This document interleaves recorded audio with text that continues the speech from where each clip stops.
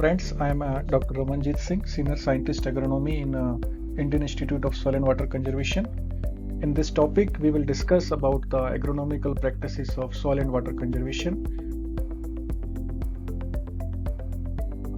In this topic, we will discuss about the first introduction, and then we will tell about agronomical practices of soil and water conservation. There are so many practices. We will discuss one by one, and then we will conclude the topic. So why these agronomical practices are important? Likewise, we know that soil is an important natural resource, and it always remain exposed to rain and wind, which results in accelerated erosion. And soil erosion reduces the depth of soil where it takes place, so thus reducing the soil moisture storage and feeding zone of crops. It also simultaneously depletes the soil nutrients, thus restricting the choice of crops to be grown and reduction in the production in the long run. So runoff and soil loss is very important in case of natural resource management. So likewise, we know there are several forms of soil erosion, especially water erosion. So like we know that the first form is that splash erosion, and agronomical practices are the first line of defense. If we do not practice these kind of practices, then what will happen? It will our soil will remain exposed to the erosion, first in splash erosion, and if splash erosion is not controlled, then it will form to sheet erosion, then to rill erosion, and then the extensive form is gully erosion. Likewise, in picture we can see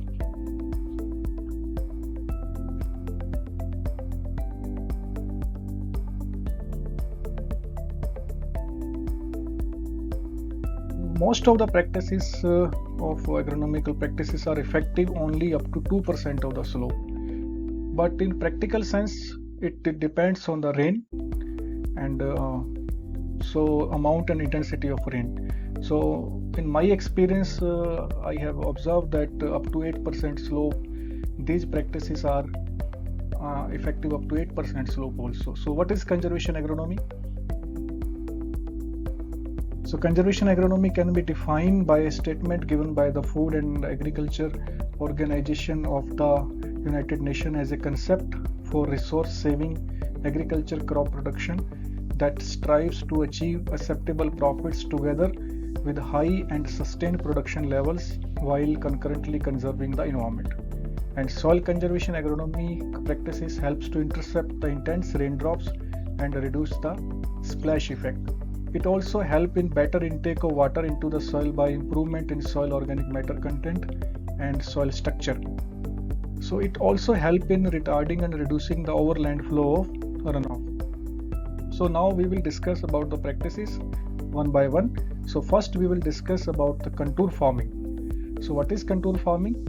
So like we know that the practice of up and down method of cultivation in many parts of the country is one of the causes for increasing the man-made erosion. When we do the cultivation by up and down method, likewise along the slope, so then most of the problems of soil erosion takes place. On steep slopes, this practice enables rainwater to gain the velocity and then facilitating the run of water to erode the soil. Thus the upper layer of fertile soil is washed away. So likewise in picture we can see these are the two pictures in which we are cultivating the crops along the slope. So what will happen? This type of gully or rill erosion will takes place if you do not control the soil erosion. So what is contour? It is a contour line. It joins the points of equal elevation. Likewise, we can see in this picture. So these are some kind of lines which joins the same elevation. So likewise, contour farming is a system of crop husbandry in which all cultivation operations are done on contour. Example, preparatory tillage, sowing, interculture, all these operations should be across the slope. So this is called the contour farming. We can see in the picture also. So what are the objectives of contour farming? So main primary objective is to in situ conservation of rainwater. Then in humid region, the primary purpose is to reduce the soil loss by water erosion. Although water conservation is also highly important. The objective in both cases are practically to reduce soil erosion and conserve moisture, and contour farming brings about a more uniform distribution of water received through rainfall. In addition to reducing soil loss and increasing yields, it also saves fuel in case of mechanized farming and cuts down wear and tear on machinery. And saving is almost 10% on the field of 8% slope. Likewise, in case of cultivation by bullocks, it is also convenient and less exhausting, and plowmen when working on the contour is engaged up and down. So if we observe in this case in table, like if we are doing up and down cultivation of maize, there is you can see 54% of water is lost as a erosion runoff, and soil loss is in tune of 28.5 tons per hectare. But if we do the cultivation on contour and we are also incorporating some legume, then it reduced to only 41%. Runoff reduced to 41% and soil loss reduces to 19.3%. So this is the example of the contour farming, how it is beneficial. And the second practice is cover crops. Likewise, we know that erosion from cultivated fields can be reduced if the land has enough crop canopy during the peak season. And good ground crop canopy gives the protection to the land like an umbrella. Likewise, in picture we can see, if we are practicing the crop like legumes, intercropping and other measures, then how it protects. It protects the soil from in this way, like first layer is called canopy, and then there are a lot of stems are there, and then lot of roots are there. So it is a tripartite system which controls the soil erosion. So how cover crops are beneficial? Like cover crops is a close growing crop raised mainly for protection and maintenance of soil, and effectiveness of the cover crop depends on the close spacing and development of good canopy for interception of raindrop so as to expose minimum soil surface for erosion. And it also results show that legumes provide better cover and better protection to land against erosion as compared to open tilled crops. So in this table we can see when we grow the crops and 45 days after sowing, how much crop canopy is covered. Like in case of cowpea, it is about 90% canopy is covered. Likewise, in case of other legumes, its canopy varies. In this picture, we can see how this cowpea is effective as a cover crop. Like in first picture, we can see in the left hand side is a pure crop of maize, and there is a lot of soil is remain exposed to the raindrops. And when we are growing this crop of cowpea in between the maize as an intercrop or cover crop, then we can see runoff reduces to only 26% in comparison to the sole maize. Then soil loss is also reduces from 25 tons per hectare to only 21 tons per hectare. So this is the system by which it forms the thick canopy cover at 15 days after sowing, which further increase to 50 days and effective to reduce splash against the pure maize. So what are the advantages of cover crops? It protects the soil from direct impact of rain and wind and thus prevents erosion. It also resists flow of water and retards the velocity, reduces runoff, and similarly reduces wind velocity on ground surface and reduces erosion in both cases. Improves sowing tilth by adding organic matter and by deep root system. It also absorbs available nutrients, especially if nitrates, and thus prevent their leaching. When cover crop is plowed, it also decomposes and nutrients which are released available for the main crops. It also encourages the infiltration and water holding capacity of soils by addition of organic matter and by the action of deep root system which on decay provides channel for water intake. It also helps to maintain the organic matter. And the third practice is strip cropping. Crops behave differently in their capacity to produce vegetative cover and root development, and consequently affects splash erosion, runoff and soil loss. Legumes in generally, as they produce good cover, are erosion resisting, whereas open tilled crop like maize, cotton are erosion permitting crops. Farmers cultivate the land to satisfy his food requirement and at the same time produce minimum erosion. And strip cropping is that system which meets such requirement. Like strip cropping is a system under which ordinary farm crops are planted in relatively narrow strips across the slope of the land and so arranged that the strips of erosion permitting crops are always separated by strips of close growing or erosion resisting crops. Likewise, in this picture we can see there are two types of crops, like one is erosion permitting crop and one is erosion resisting crop. Erosion permitting crop is maize and erosion resisting crop is cowpea. And when we are growing the crop in strips, so how much it can reduce the soil erosion, we can see in this table that if we are growing 4 rows of maize plus 6 rows of soybean, then it reduces the soil erosion to 43% runoff from 61% of pure maize. But when we are growing 2 rows of maize and 8 rows of soybean, it means we are decreasing the intensity of erosion permitting crop and we are increasing the intensity of the erosion resisting crop. Then runoff is only 35% and soil loss reduces from 15.76 ton per hectare to only 7.27 ton per hectare. So this is the importance of strip cropping. There are several types of strip cropping like contour strip cropping, field strip cropping, wind strip cropping, permanent or temporary buffer strip cropping. We will not discuss all these strip cropping here.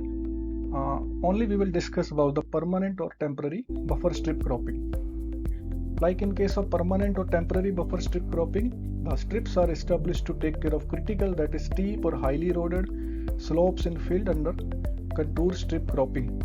These strips do not form part of the rotation practice in normal strip cropping and they are generally planted with perennial legumes, grass or shrubs on a permanent or temporary basis.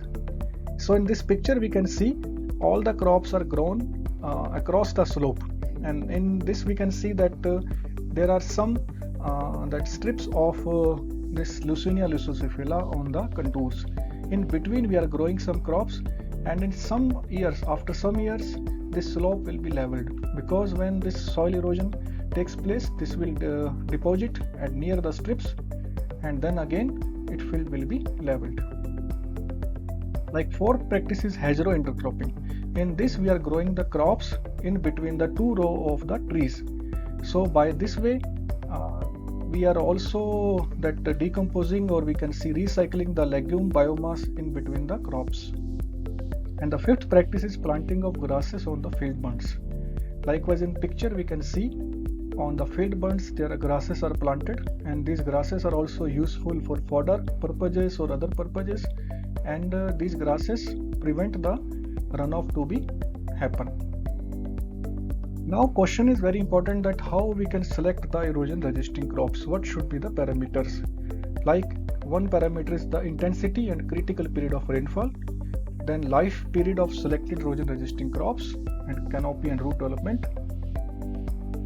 Most important thing is that it should fit into the farming pattern, like selecting a crop according to the market, climate and resources of the farmer. It should serve as an effective cover in controlling soil and water erosion. The strip should be rotated from year to year by shifting the erosion resisting crop strips upward in a regular sequence. And the sixth practice is mixed cropping. So what is the mixed cropping? Mixed cropping is a practice of growing more than one crop in the same field simultaneously. In mixed cropping, there is one is the main crop and one or two are the subsidiary crops. Generally, legume is used as one of the crops, likewise in intercrop. And mixed cropping gives the better cover on the land, good protection to the soil from beating action of rain, and protection from soil erosion. So in this picture we can see it is the additional series of intercropping. Like in case of maize, like we know that the maize inter-row spacing is 60 to 90 centimeter.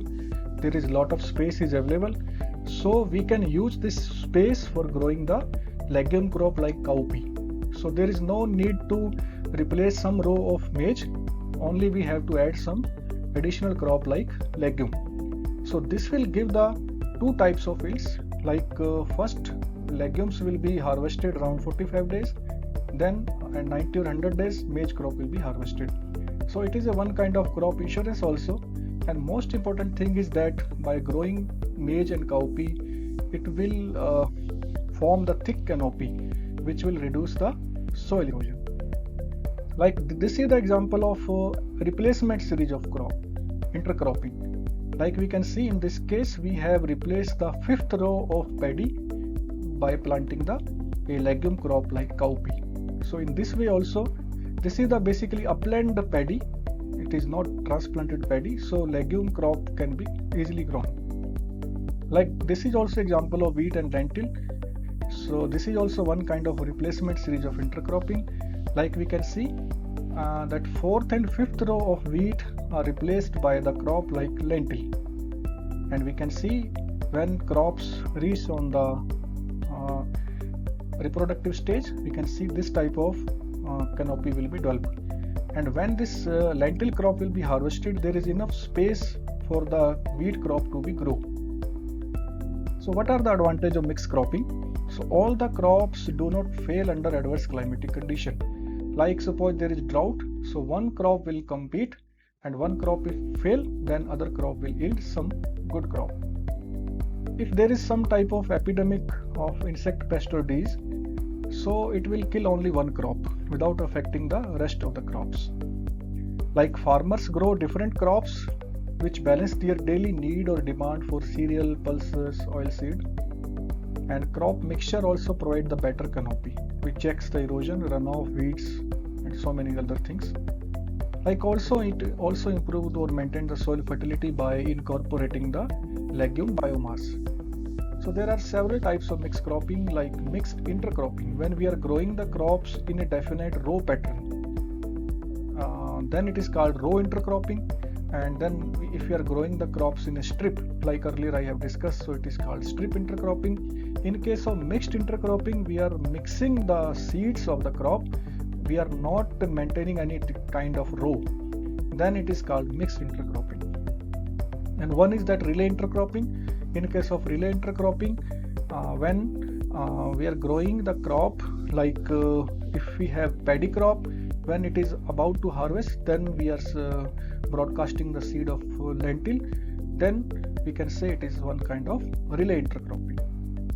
So 7th practice is crop rotation. So what is crop rotation? We know that we are growing the crops year after year on the same land, which depletes the soil fertility, like example maize wheat or paddy wheat. So basically also line sown and clean tilled crops also promote the soil erosion. Thick growing crops protect soil from impacts of raindrops beside the interception of the runoff. A proper rotation of crops not only maintains fertility but also help in reducing soil erosion.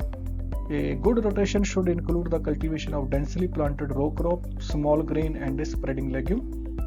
Rotation of crops in an order in which the chosen cultivated crops follow one another in set cycle on the same field over a definite period for the long run. So what are the advantages of crop rotation? Like it will save soil from erosion and maintains fertility and productivity, because we are adding some legumes, and legumes biomass will add the organic carbon into the soil, which will improve the soil aggregates. And it also improves the physical condition of the soil. In addition of atmospheric nitrogen by biological nitrogen fixation, and controls the weeds, pests, and diseases, and also increase the land use, because we are growing crops on the same land. Then it also reduces the fertilizer demand and also increases the irrigation efficiencies. Now we will discuss about the 8th practice, that is called mulch farming. So what is mulch? Mulch is any kind of material like organic or mineral in nature, such as sawdust, straw, paddy, any kind of shell, crop residue, leaves, paper, even stones also, which is spread on the surface of the soil in order to protect the soil from the impact of raindrops, which avoids the surface crusting, reduces the evaporation, and thereby conserve the soil moisture. Mulch also serves to moderate surface soil temperature. Mulch farming is a system of farming in which organic residue or other materials are neither plowed into the soil nor mixed with it, but are left on the surface as a mulch. So what is mulch farming? So mulch farming is not only useful for reducing the soil and water loss, but is also useful maintaining the high soil moisture in the field when there is low rainfall. Thus mulching can be used in high rainfall period also for decreasing the soil and water loss, and in low rainfall it also conserves the soil moisture. In agriculture practices, it is best to grow the mulch on the same place, like in situ mulches are always better than the ex situ mulches. So what are the advantages of mulch farming? There are a lot of examples, like I have already discussed earlier also, that it reduces the direct impact of raindrops, less internal erosion, lower temperature, high temperature in winter, lower temperature in summer. Then it also reduces the evaporation. There are a lot of advantages. There are n number of advantages. So there is no need to discuss each and every one. Like chemically, it also maintains the organic matter, and organic matter we know that it will increase the soil aggregates, especially water stable aggregates. Then biological activity will be higher in case of when we are adding the legumes or mulching.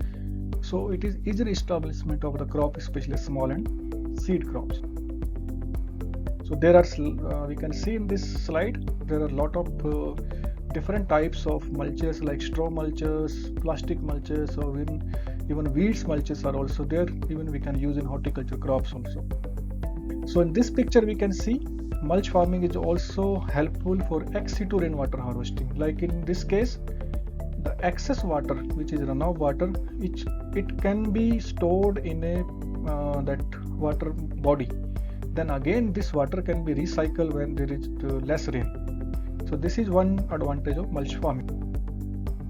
And one type is the dust mulching. Like in post rainy season there is no rain, and when there is drought type condition, so we can create some kind of dust mulching with the help of small tools or hand tools.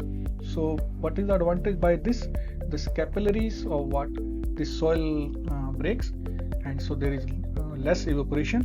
So in this table we can see only by creating the dust mulch we can increase the wheat yield in the tune of 500 kg per hectare. Now we will discuss about the resource conservation techniques. Like there are several examples like zero till, vegetative barriers, like standing weed stubbles, live weed mulchings.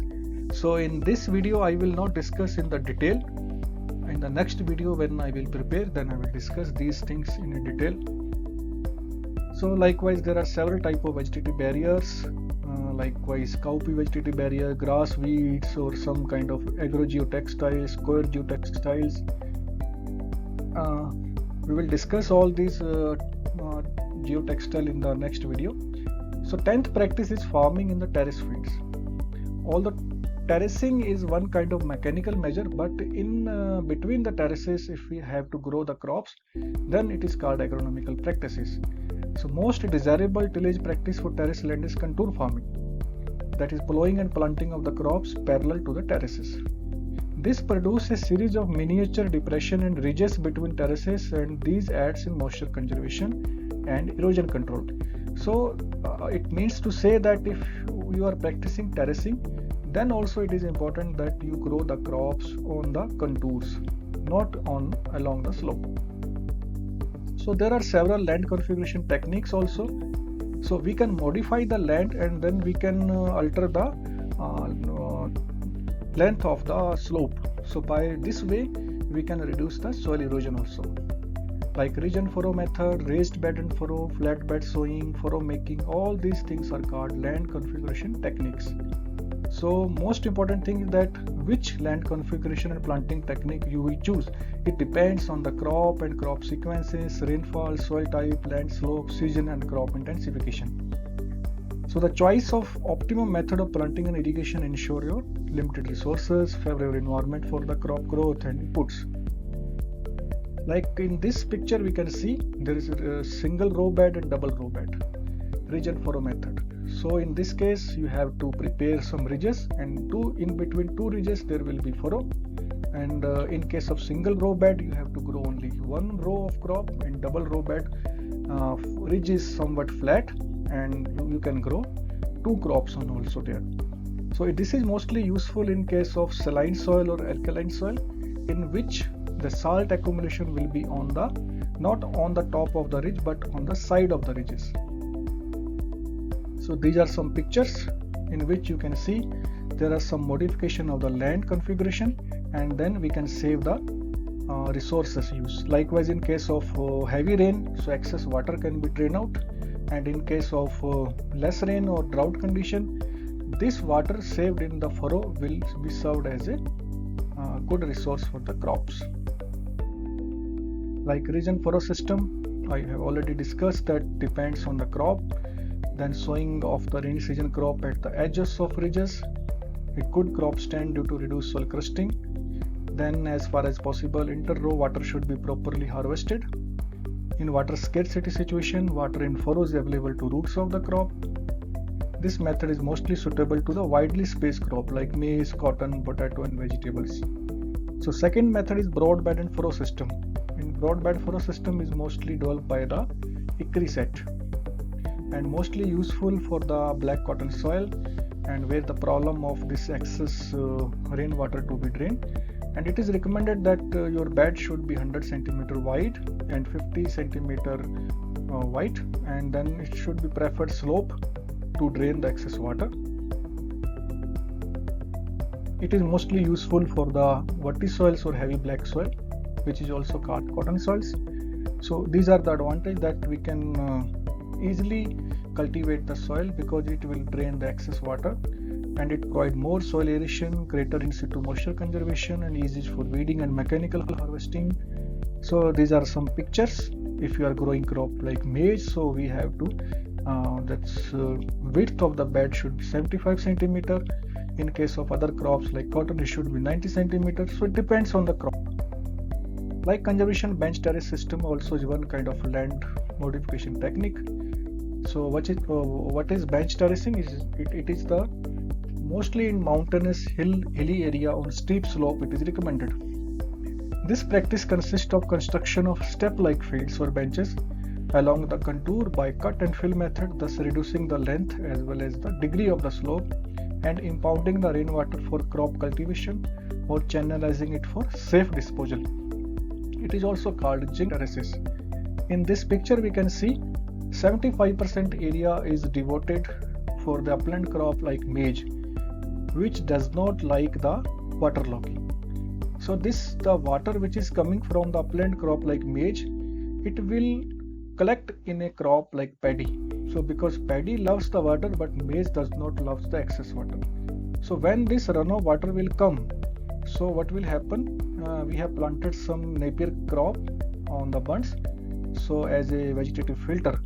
So this runoff water will filter, so it will it will lose this sediment on the bund and only runoff water will come to the paddy field. And again this paddy field water, excess of this paddy water will be used for the collection in a pond. So this is the one kind of water recycling. So there are other example of modification of land that is compartmental bunding. In this picture we can see your land is divided into several small segments. So this is useful for the areas where rainfall is less. So other practice is that soil amendments. Like we know that there are a lot of soil amendments like FIM, vermicompost, compost, even gypsum also. So these practices, when we add these amendments into the soil, this will increase the water stability of the aggregates by addition of organic carbon. Like the other practice is green manuring. So what is green manuring? Green manuring is the practice of growing lush plants on sites which you want to incorporate organic matter, thus turning into the soil while it is still fresh. So the plant material used in this way is called a green manure. So generally the practice of green manuring is adopted two ways. Like in situ, you are growing the crop on the same place and you are incorporating on the same place. And ex situ or green leaf manuring, it means that you are collecting the green leaf from the forests and then you are incorporating into the your field. It is called ex situ. In this picture you can see we have grown a sun-up crop and incorporated into the soil. This is called green manuring. And if you don't have space, and you can grow these legume crops like sun hemp in between the wide spacing crop like maize, and then after 20 to 25 days you can cut it and use as a mulch in between the two rows of maize. So next practice is brown manuring. So in this practice, in case of upland paddy, you mix the paddy seeds and the sesbania and grow in a same place or same land, then what will happen? This legumes plant will be germinated. Then after 50 to 20 days, this legume plant or sesbania or dhancha will cover the full canopy. Then what will happen? After that 20 to 25 days, you have to spray some herbicides like 2,4-D. So this 2,4-D will not harm your paddy crop, but this will kill or knock out your sesbania crop. So slowly this crop will decompose and it will release the nutrients into the soil. So this is called the brown manuring practice. This practice is useful where the space is not available for the extra crop of green manure. So this is the, you can say, zero-till green manuring practice. So another practice is conservation agriculture. So what is conservation agriculture? In conservation agriculture depends on the three pillars like minimum soil tillage. We have to disturb the soil as minimum as possible, and then we have to grow the legume crops in a crop rotation, and then continuous residue cover. Your soil should not be exposed any time for the rain or sun, and by adopting these practices, soil organic carbon will be enhanced or protected. So these are three pillars. If only one pillar is missing, then we cannot say it is conservation agriculture. So all these three pillars should be there, then it can say conservation agriculture. In this picture we can see we are growing maize in between the wheat stubbles, then wheat between paddy stubbles, and then pea between maize stubbles, and French bean between paddy stubbles. So in this case you have observed that we are not burning or we are removing these stubbles. We are using these stubbles as a resources. So this is called conservation tillage. In conservation tillage, what is? It is zero tillage plus mulch.